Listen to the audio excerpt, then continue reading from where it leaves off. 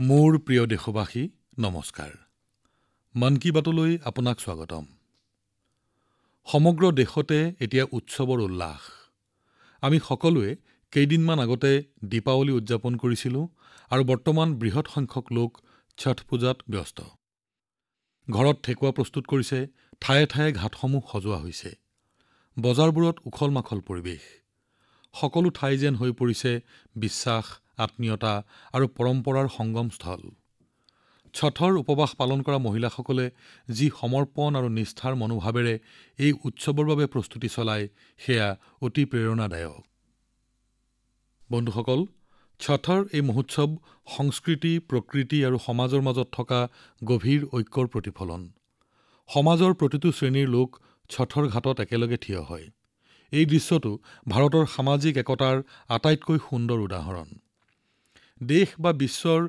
যিকোনো কোণতেই হওক যদি আপুনি সুযোগ পায় তেন্তে নিশ্চিতভাৱে ছঠ উৎসৱত অংশগ্ৰহণ কৰক এক অনন্য অনুভৱ লাভ কৰক মই ছঠী মাইয়াক প্ৰণাম জনাইছো মই সকলো দেশবাসী বিশেষকৈ বিহাৰ ঝাৰখণ্ড আৰু পূৰ্বাঞ্চলৰ জনসাধাৰণক ছঠ মহাপৰ্ব উপলক্ষে শুভেচ্ছা জনাইছো বন্ধুসকল উৎসৱৰ এই বতৰতে মই আপোনালোকলৈ এখন পত্ৰ লিখি মোৰ অনুভৱৰ ভাগ-বতৰা কৰিছিলো মই পত্ৰখনত দেশৰ সেইসমূহ সাফল্যৰ বিষয়ে কৈছিলো যাৰ ফলত এইবাৰ উৎসৱৰ জাকজমক পূৰ্বতকৈ অধিক হৈছে মোৰ পত্ৰৰ উত্তৰত দেশৰ বহু নাগৰিকে মোলৈ বাৰ্তা প্ৰেৰণ কৰিছে প্ৰকৃতাৰ্থত অপাৰেচন সিন্দুৰে প্ৰতিজন ভাৰতীয়ৰ মন গৌৰৱেৰে ভৰাই তুলিছে এইবাৰ সেই অঞ্চলবোৰতো সুখৰ প্ৰদীপ জ্বলোৱা হৈছিল য'ত এসময়ত মাওবাদী সন্ত্ৰাসবাদৰ কলীয়া ডাৱৰে আৱৰি আছিল জনসাধাৰণে তেওঁলোকৰ সন্তানৰ ভৱিষ্যতক সংকটৰ গৰাহলৈ ঠেলি দিয়া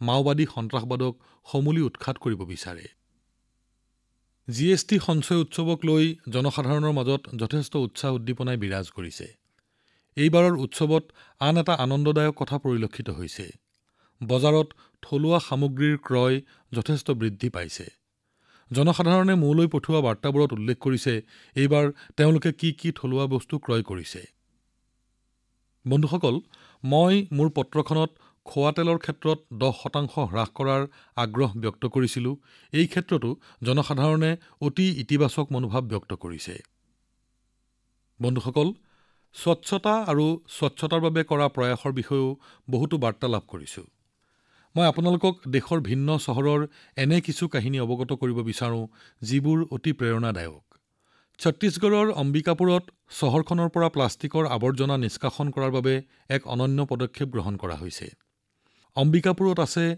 গাৰ্বেজ কেফে অৰ্থাৎ আৱৰ্জনা কেফে এইবোৰ এনেকুৱা কেফে য'ত প্লাষ্টিকৰ আৱৰ্জনা জমা দিলে পেট ভৰাই খুওৱা হয় যদি কোনো ব্যক্তিয়ে 1 কিলো প্লাষ্টিক লৈ যায় তেওঁ দুপৰীয়াৰ আহাৰ বা ৰাতিৰ আহাৰ লাভ কৰে আৰু যদি কোনোবাই আধা কিলো প্লাষ্টিক লৈ যায় তেওঁ জলপান খাবলৈ পায় এই কেফেখন অম্বিকাপুৰ পৌৰ নিগমৰ দ্বাৰা পৰিচালিত বন্ধুসকল বেংগালুৰুত অভিযন্তা কপিল শৰ্মায়ো একেধৰণৰ চমৎকাৰ কৰিছে বেংগালুৰুক হ্ৰদৰ চহৰ বুলি কোৱা হয় আৰু কপিলজীয়ে ইয়াৰ হ্ৰদসমূহক পুনৰুজ্জীৱিত কৰাৰ এক অভিযান আৰম্ভ কৰিছে কপিলজীৰ দলটোৱে বেংগালুৰু আৰু ইয়াৰ আশে-পাশে থকা অঞ্চলসমূহত 40টা কুঁৱা আৰু 6টা হ্ৰদ পুনৰুজ্জীৱিত কৰিছে বিশেষ কথাটো হ'ল যে তেওঁলোকে কৰ্পোৰেট খণ্ড আৰু স্থানীয় লোকসকলকো এই অভিযানত জড়িত কৰাইছে তেওঁৰ সংগঠনটো গছপুলি ৰোপণ অভিযানৰ সৈতেও জড়িত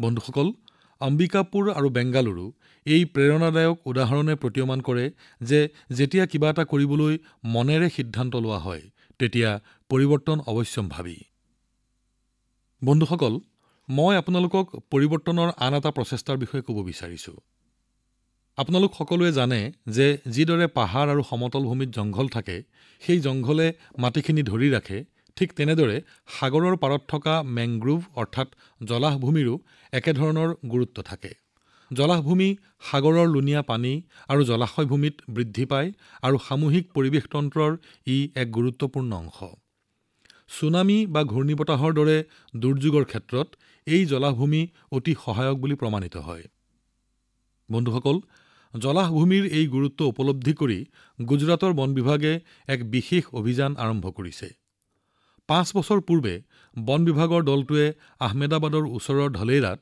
জলাহভূমিৰ কাম আৰম্ভ কৰিছিল আৰু আজি ধলেৰা উপকূলত ৩,৫০০ হেক্টৰত জলাহভূমি বিস্তৃত হৈ আছে। এই জলাহভূমিৰ প্ৰভাৱ আজি সমগ্ৰ অঞ্চলটোতে দেখা গৈছে। তাৰ পৰিৱেশতন্ত্ৰত ডলফিনৰ সংখ্যা বৃদ্ধি পাইছে। কেঁকুৰা আৰু অন্যান্য জলজ প্ৰাণীৰ সংখ্যাও পূৰ্বতকৈ অধিক হৈ পৰিছে। কেৱল এয়াই নহয়, এতিয়া ইয়ালৈ ব্যাপক হাৰত পৰিভ্ৰমী চৰাইবোৰো আহিছে। ইয়াৰ ফলত কেৱল তাৰ পৰিৱেশৰ ওপৰত ভাল প্ৰভাৱ পৰাই নহয়, ধলেৰাৰ মীনপালকসকলো লাভান্বিত হৈছে। বন্ধুসকল, ধলেৰাৰ উপৰি গুজৰাটৰ কচ্ছত জলাহভূমিৰ খেতিও পূৰ্ণগতিত চলি আছে, য'ত কুৰি ক্ৰীকত এখন মেংগ্ৰোভ লাৰ্ণিং চেণ্টাৰো নিৰ্মাণ কৰা হৈছে। বন্ধুসকল, এয়াই গছ-গছনিৰ বিশেষত্ব। ঠাই যিয়েই নহওক, ই প্ৰতিটো জীৱৰ উন্নতিৰ কামত আহে। সেয়েহে আমাৰ শাস্ত্ৰত কোৱা হৈছে, ধন্যা মহিৰুহা য়েভ্যো নিৰাসাং য়ান্তি নাৰ্থিনাহ। অৰ্থাৎ সেই গছ-গছনিবোৰ ধন্য যি কাকো নিৰাশ নকৰে। আমি যি অঞ্চলতেই বাস নকৰোঁ কিয়, তাত নিশ্চয়কৈ গছপুলি ৰোপণ কৰিব লাগে। এক পেড় মা কে নাম অভিযানক আমি আৰু আগুৱাই নিব লাগিব। মোৰ প্ৰিয় দেশবাসী, মন কী বাতত আমি আলোচনা কৰা বিষয়সমূহৰ ভিতৰত কোনবোৰ বিষয়ে কথা পাতি মই সন্তোষ লাভ কৰোঁ সেই কথা আপোনালোকে জানেনে বাৰু? উত্তৰত মই এটা কথাই ক'ম যে যিবোৰ বিষয়ে সমাজত হিত সাধন কৰে, উদ্ভাৱনীমূলক কিবা এটা কৰাৰ বাবে প্ৰেৰণা যোগায়, তেনে বিষয়সমূহে মোক আকৃষ্ট কৰে। বন্ধুসকল, আপোনালোকৰ বহুতৰে নিশ্চয় মনত আছে যে 5 বছৰ পূৰ্বে মই এই অনুষ্ঠানতে ভাৰতীয় প্ৰজাতিৰ কুকুৰৰ বিষয়ে আলোচনা কৰিছিলোঁ। দেশবাসীৰ লগতে মই সুৰক্ষা বাহিনীৰ লোকসকলকো ভাৰতীয় প্ৰজাতিৰ কুকুৰ পোহাৰ কথা কৈছিলোঁ। ভাৰতীয় প্ৰজাতিৰ কুকুৰ আমাৰ পৰিৱেশ পৰিস্থিতিৰ সৈতে সহজেই মিলি যাব পাৰে বাবেই মই এই কথাৰ অৱতাৰণা কৰিছিলোঁ। এটা কথা ক'বলৈ পাই মই আনন্দ লাভ কৰিছোঁ যে আমাৰ সুৰক্ষা বাহিনীয়ে এই দিশত এক প্ৰশংসনীয় পদক্ষেপ গ্ৰহণ কৰিছে। BSF আৰু CRPFে নিজ নিজ বাহিনীত ভাৰতীয় প্ৰজাতিৰ কুকুৰৰ সংখ্যা বৃদ্ধি কৰিছে। কুকুৰক প্ৰশিক্ষণ দিয়াৰ বাবে BSFৰ ৰাষ্ট্ৰীয় প্ৰশিক্ষণ কেন্দ্ৰটো গোৱালিয়ৰৰ টেকনোপুৰত অৱস্থিত। ইয়াত উত্তৰ প্ৰদেশৰ ৰামপুৰ হাউণ্ড, কৰ্ণাটক আৰু মহাৰাষ্ট্ৰৰ সোধুল হাউণ্ড প্ৰজাতিৰ কুকুৰৰ প্ৰতি বিশেষ মনোযোগ দিয়া হয়। এই প্ৰশিক্ষণ কেন্দ্ৰটোত উদ্ভাৱনীমূলক প্ৰশিক্ষণ পদ্ধতিৰে কুকুৰক বিশেষ ধৰণৰ প্ৰশিক্ষণ প্ৰদান কৰি অহা হৈছে।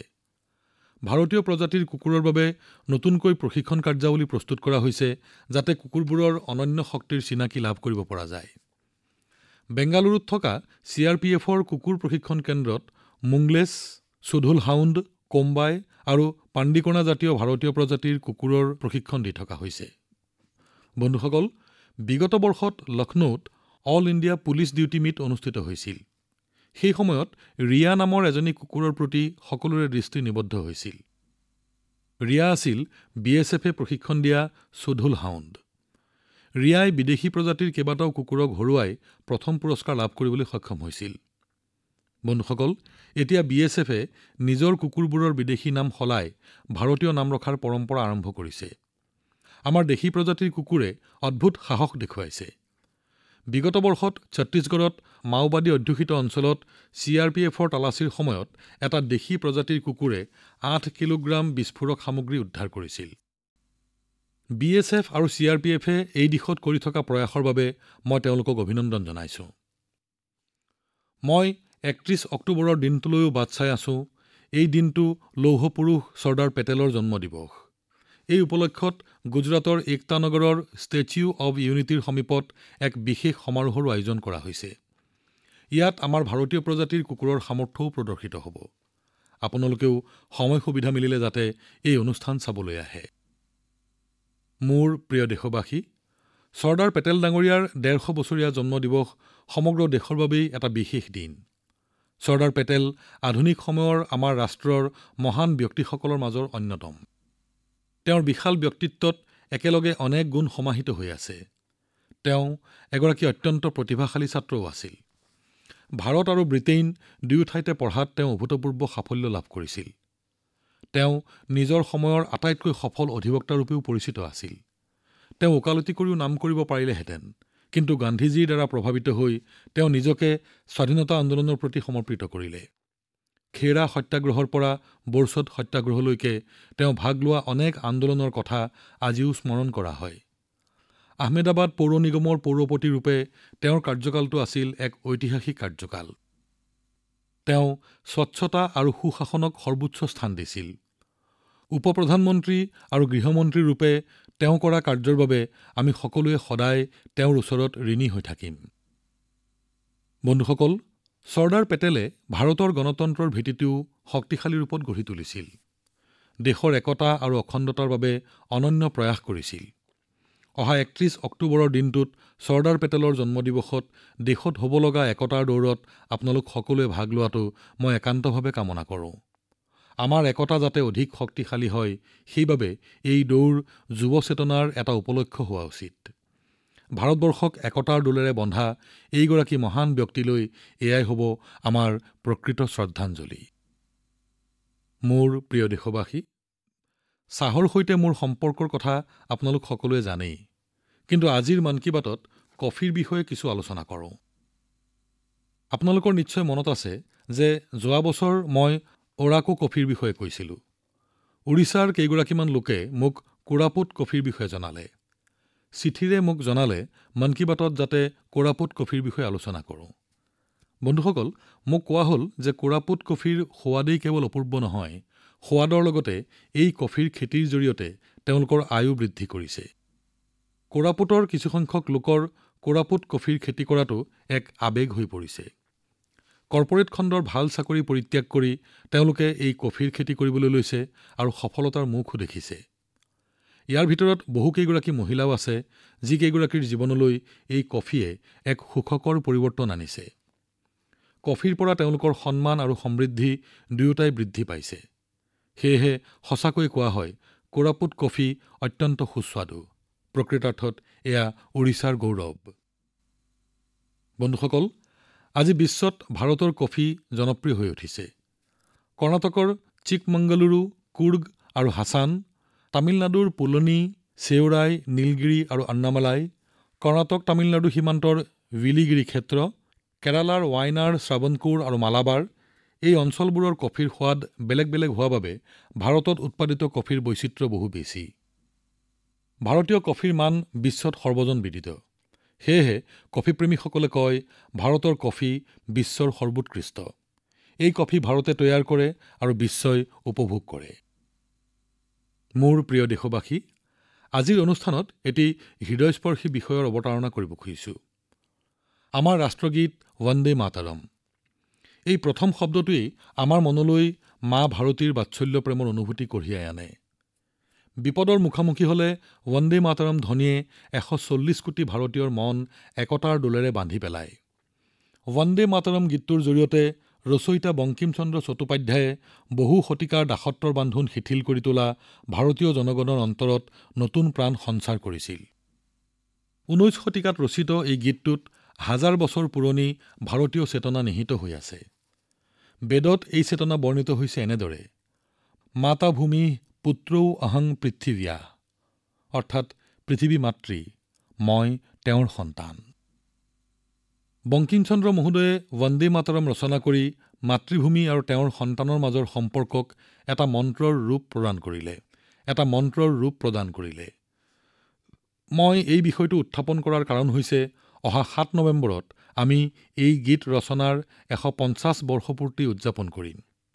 ১৮৯৬ চনত গুৰুদেৱ ৰবীন্দ্ৰনাথ ঠাকুৰে প্ৰথমবাৰৰ বাবে এই গীত গাইছিল। এই গীতৰ শব্দৰ জৰিয়তে সকলোৱে ভাৰতৰ জীৱন্ত আৰু ভব্য স্বৰূপ দৰ্শন কৰে। সুজলাম সুফলাম মলয়জ শীতলাম শস্য শ্যামলাম মাতৰম বন্দে মাতৰম। আমি এনে এখন ভাৰত নিৰ্মাণ কৰিব লাগিব। নতুন প্ৰজন্মৰ ভাৰতীয়সকলক আমাৰ সংস্কাৰৰ সৈতে চিনাকি কৰি দিবলৈ আমি এই উদযাপন ধুমধামেৰে কৰিব খুজিছো। এই বিষয়ে আপোনালোকৰ ন ন ধাৰণা #বন্দেমাতৰম150 লিখি শ্বেয়াৰ কৰক। মোৰ প্ৰিয় দেশবাসী, সংস্কৃতি বুলি ক'লে আমাৰ মনলৈ আহে ধৰ্মগ্ৰন্থ, বেদ, উপনিষদ, প্ৰাচীন জ্ঞান বিজ্ঞান, আধ্যাত্ম আৰু দৰ্শন। পিছে এসময়ত মানুহে এই ভাষাত কথাও পাতিছিল। অধ্যয়ন গৱেষণা আদিও এই ভাষাতে হৈছিল। পিছে দাসত্বৰ কালছোৱাত আৰু স্বাধীনতাৰ পাছত সংস্কৃত ভাষাক সকলোৱে উপেক্ষা কৰিবলৈ ললে। কিন্তু এতিয়া সময় সলনি হৈছে। সামাজিক মাধ্যমে সংস্কৃতক নতুন প্ৰাণ দিছে। সংস্কৃত ভাষাৰ বিষয়ে বিভিন্ন ৰীল তৈয়াৰ কৰা হৈছে। এনে এগৰাকী সৃষ্টিশীল লোক হৈছে ভাই ইউছ চালুনকে। তেওঁ এজন ক্ৰিকেট খেলুৱৈও। সংস্কৃত ভাষাত কথা কৈ তেওঁ ক্ৰিকেট খেলি থকা ৰীল অতি জনপ্ৰিয় হৈছে। শুনকচোন। पश्यतु अहं कथं क्रीडामि।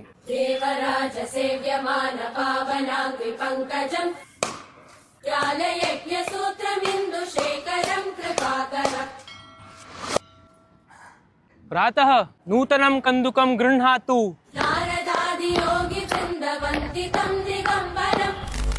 इमं कन्दुकं सावधानेन पश्य चषटकाय ताडय।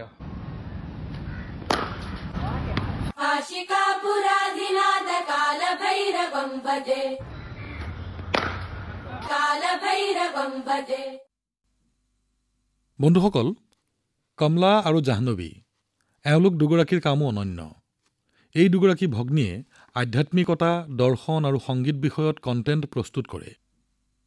ইনষ্টাগ্ৰামত এগৰাকী ছাত্ৰৰ এটা চেনেল আছে, সংস্কৃত ছাত্ৰ হোম। এই চেনেল চলোৱা যুৱ বন্ধুসকলে সংস্কৃতৰ সৈতে জড়িত তথ্য যোগান ধৰাৰ লগতে সংস্কৃত ভাষাত হাস্যমধুৰ ভিডিঅ' প্ৰস্তুত কৰে। যুৱ প্ৰজন্মইও এই সংস্কৃত ভিডিঅ'সমূহ ভাল পায়। আপোনালোকৰ বহুতেই হয়তো সমষ্টিৰ ভিডিঅ' চাইছে।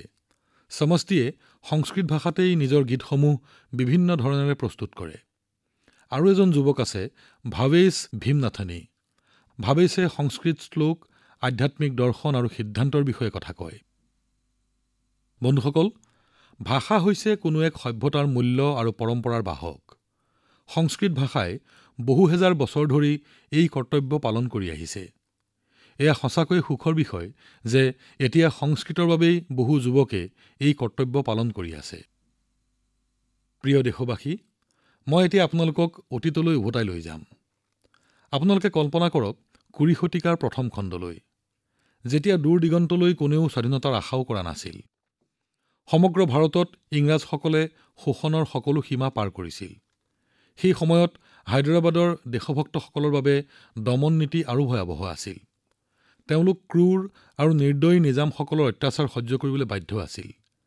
দুখীয়া আৰু বঞ্চিত আদিবাসীসকলক কৰা অত্যাচাৰৰ সীমা নাছিল। তেওঁলোকৰ ভূমিভাগ কাঢ়ি লোৱাৰ লগতে আছিল অত্যধিক শুল্কৰ বোজা। তেওঁলোকে এই অন্যায়ৰ প্ৰতিবাদ কৰিলে হাত কাটি দিয়া হৈছিল। বন্ধুসকল, এনে কঠিন সময়তে এজন যুৱকে এই অন্যায়ৰ বিৰুদ্ধে মাত মাতিছিল।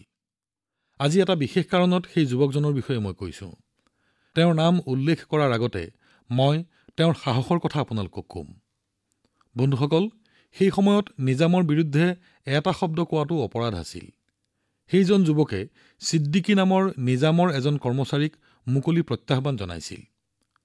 নিজামে ছিদ্দিকীক কৃষকসকলৰ শস্য জব্দ কৰিবলৈ পঠিয়াইছিল। কিন্তু এই অত্যাচাৰৰ বিৰুদ্ধে সেইজন যুৱকে ছিদ্দিকীৰ প্ৰাণ লয়। তেওঁ গ্ৰেপ্তাৰৰ পৰাও হাত সাৰিবলৈ সক্ষম হয়। নিজামৰ অত্যাচাৰী আৰক্ষীৰ পৰা বাচি আহি সেইজন যুৱক তাৰ পৰা কেইবা হাজাৰ কিলোমিটাৰ অতিক্ৰমি অসমত উপস্থিত হয়। বন্ধুসকল, মই যিগৰাকী মহান বিভূতিৰ বিষয়ে চৰ্চা কৰি আছো, তেখেতৰ নাম হ'ল কোমৰম ভীম। কোমৰম ভীমৰ জীৱনকাল বহু বেছি দীঘলীয়া নাছিল। তেওঁ মাত্ৰ ৪০ বছৰ বয়সলৈকেহে জীৱিত আছিল। কিন্তু নিজ জীৱনকালত তেখেতে অগণন লোকৰ, বিশেষকৈ আদিবাসী সমাজৰ হৃদয়ত স্থান ল'বলৈ সক্ষম হৈছিল। তেওঁ নিজামৰ বিৰুদ্ধে সংঘৰ্ষ কৰা লোকৰ মনত নতুন শক্তিৰ সঞ্চাৰ কৰিছিল। নিজৰ ৰাজনৈতিক কৌশলৰ বাবে তেওঁ জনাজাত আছিল। নিজামৰ শাসনৰ বাবে তেওঁ আছিল এক প্ৰত্যাহ্বান। ১৯৪০ চনত নিজামৰ লোকে তেওঁক হত্যা কৰিছিল। যুৱ প্ৰজন্মৰ প্ৰতি মোৰ অনুৰোধ, তেওঁলোকে যেন তেখেতৰ বিষয়ে অধিক জানিবলৈ আগ্ৰহ কৰে।